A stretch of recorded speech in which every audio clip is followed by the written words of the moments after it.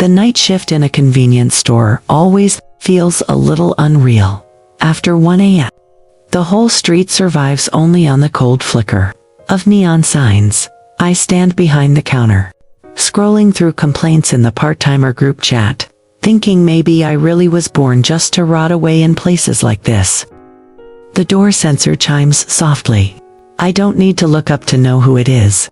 The man who comes every night, always at the same time, always buying the same energy drink. I call him Silent Man. He moves like he's afraid of taking up space, shoulders slightly hunched, steps cautiously slow.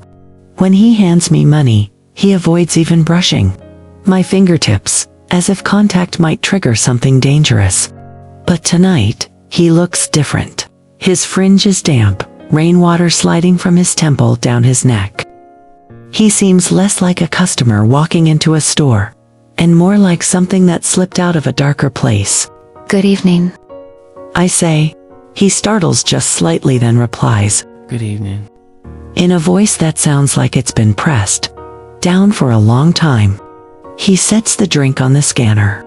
I glance at him for half a second and he jerks his gaze away as if burned. That's when the door sensor rings again. This time, the sound is sharp, metallic. A man walks in, someone who absolutely does not belong here. I can only call him the long-haired man. He doesn't shrink his presence the way Silent Man does. When he steps inside, the whole store seems to rearrange itself around him, like the air has been rewritten. His long black hair flows down his back like ink, gleaming faintly under the cold lights. His skin is pale, not sickly, but the kind of pale that doesn't exist in this era. His features are almost too precise. Straight brows, narrow eyes, sharp nose, lips nearly the same color as his skin. He looks like he belongs in a painting, not a convenience store with sticky floors and outdated posters. He doesn't look at the shelves. He looks straight at Silent Man. Silent Man freezes. I've never seen him like this. Shoulders rigid, breath caught, fingers whitening around the can. The long-haired man approaches with slow, deliberate steps, controlled, elegant, frightening. He stops a single arm's length away. Up close, he is even more unreal. He tilts his head very slightly. Found you at last. His voice is low and clean, slicing through the air like a thin blade.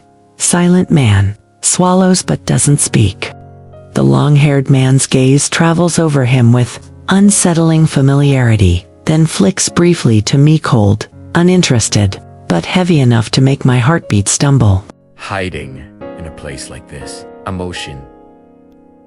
He murmurs. But your hiding spot. His eyes return to me. Too obvious. Silent Man suddenly steps forward, placing himself between us.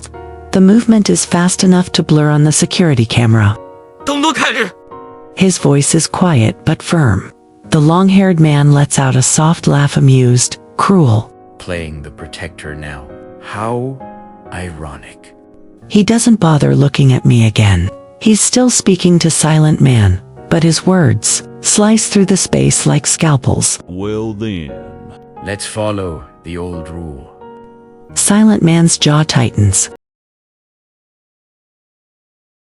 If you want the full story, follow the channel.